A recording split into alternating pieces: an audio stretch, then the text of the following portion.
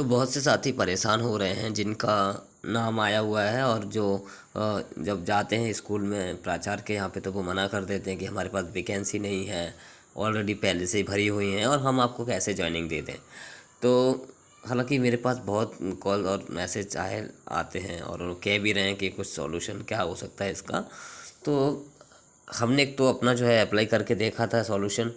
तो हमने तो आपको पहले बता ही दिया था कि उनसे कहें कि जैसे ही आप रिक्वेस्ट सेंड करते हैं तो रिक्वेस्ट उनके पास जाती है, उसका स्क्रीनशॉट ले लीजिए कि आपका सक्सेसफुल हो गया है क्या।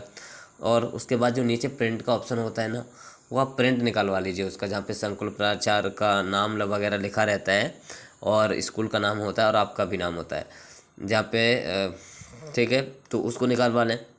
फिर आप उनसे कहें कि सर अगर वैकेंसीज नहीं है वहाँ पे, आपके यहाँ पर पोस्ट नहीं है, जबकि हमारा तो जो सिलेक्शन जो गेस्ट के लिए हुआ है वो डीपीआई से हुआ है ना। अगर आप नहीं करना चाहते हैं या नहीं है आपके पास पोस्ट नहीं है तो आप हमें थोड़ा सा इस पर लिख दीजिए कि हमारे पास पोस्ट ना होने के कारण हम आपको नियुक्ति नहीं दे रहे हैं, बस।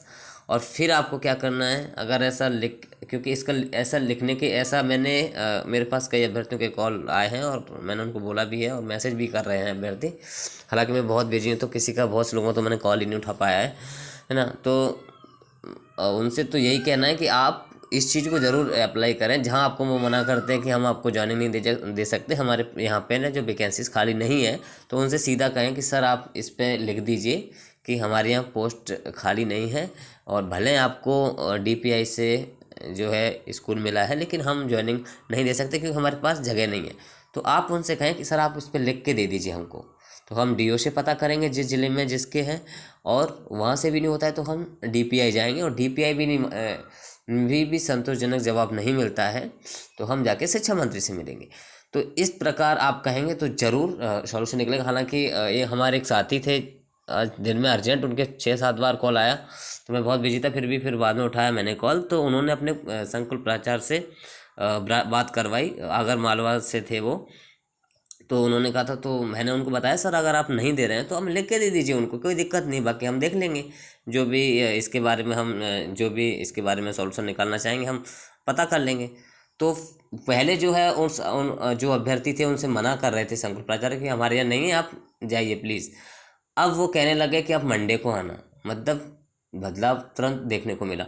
तो यही है कि आप कोशिश करें और कहें कि आप अगर नहीं दे रहे हैं ज्वाइनिंग तो हमें बता दें, बस। हम डीओ फर्स्ट, हमारा कर्तव्य बनता है हम डीओ से मिलें, सेकंड हमारा डीपीआई, और उसके बाद भी अगर सॉल्यूशन नहीं निकलता, पहले तो हम डीपीआई में सॉल्यूशन निकलवाएंगे, अगर वहाँ नहीं निकलता है तो सीधे शिक्षा मंत्री से मिलेंगे, फिर सॉल्यूशन निकलेगा। ठीक है।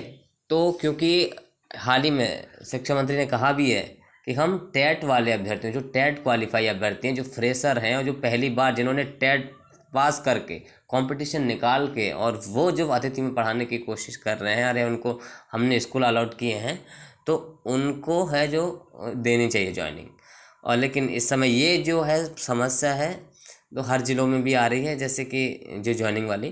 तो मुझे लग रहा है बिल्कुल पॉजिटिव रिस्पॉन्स रहेगा। तो आप थोड़ा सा कोशिश करिए, अगर आप अपना के देखिए कि सर आप लिख के हमें दीजिए बस, अगर आप नहीं कर रहे तो हमें लिख के दे दीजिए बस, बाकी कोई दिक्कत नहीं, बाकी हम जो भी है। तो इससे पॉजिटिव रिस्पॉन्स ये मिल रहा है, जब ये बात कही जाती है तो फिर वो रोकते हैं, समझाते हैं कि हम अपने स्तर पे अपने स्कूल का रेशियो वगैरह जो भी होता है देखते हैं, पोस्ट देखते हैं और हम अपने डीओ से या फिर शिक्षा विभाग में बात करते हैं। ये उनकी प्रॉब्लम है ना, ये अभ्यर्थी की प्रॉब्लम नहीं है। अभ्यर्थी को तो स्कूल मिल चुका है, अपडेट करना ना करना डीपीआई की लापरवाही है या फिर संकुल प्राचार्य की है या फिर डीओ की है, ये उनकी प्रॉब्लम है ना। तो स्टेप बाय स्टेप अगर नहीं सुनते हैं तो इनसे लिखवाएं और लिखवाने के बाद आप सीधे डीओ से मिलें, डीओ के बाद नहीं होता है तो सीधे डीपीआई और फिर वो बाकी प्रोसेस।